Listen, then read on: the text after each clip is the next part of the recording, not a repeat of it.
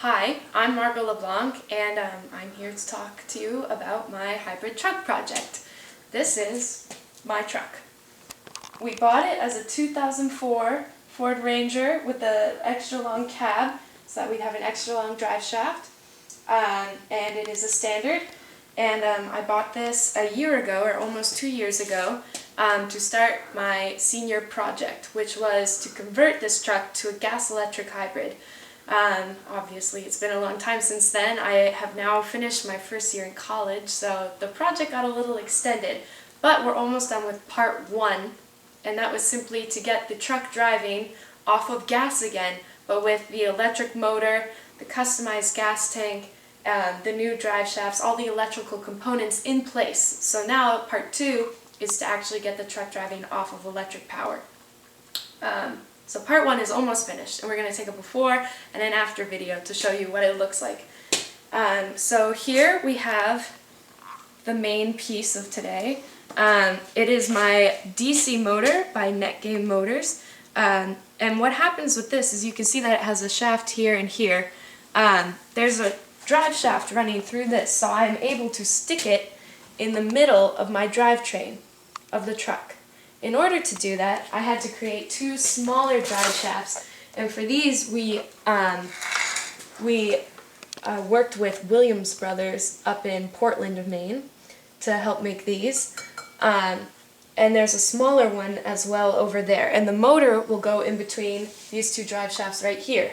In essence, what happens is when I'm driving my truck, it works just like a regular car, where the power goes from the engine to the first drive shaft, through the motor, and the second one, all turning like one normal aluminum drive shaft, which you can see. This is my old drive shaft in here. So what we did was basically replace this with 3 parts. Now, when, in theory, what's going to happen, no, not in theory, it's going to happen, the motor itself is mounted to the frame of the truck, so it won't move. Only the drive shaft within it moves. This means when the truck is driving off of electrical power, the motor is still, and it's powering this, this rear drive shaft right here. And how it's hooked up to the shaft, to the frame of the truck, is with these cross members, these big rectangular pieces here. Which I have also painted with a coating called POR, which protects from rust. We also did the whole entire truck in POR as well, to make sure that it wouldn't degrade anymore in the harsh Maine weather. This piece right here is a metal plate that goes on top of this face of the motor as well, so that it is harnessed to the truck, and that plate will mount to one of the cross members. So, while the motor is turning the drive shaft within it, it's going to twerk a little, but it will be held safely in place using those systems. In order to fit the motor into this assembly, though, it takes up quite a lot of space. So my old gas tank, that was 18 gallons before, didn't fit in here. So instead, we went to Triple M Plastics, which are right out of Kennebunk, Maine, where we are. And they were amazing and helped me create this customized gas tank. And here we have a few prototype boxes of it.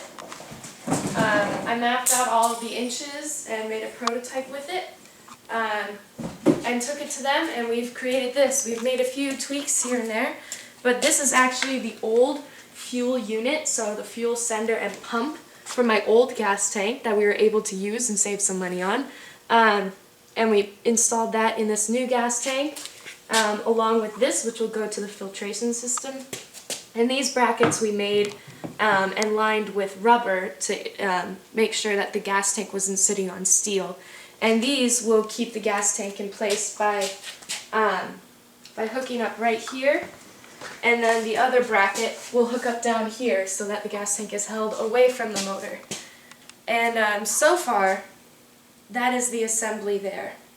And now we will put it all together and take another video after to show you how nicely it all goes together.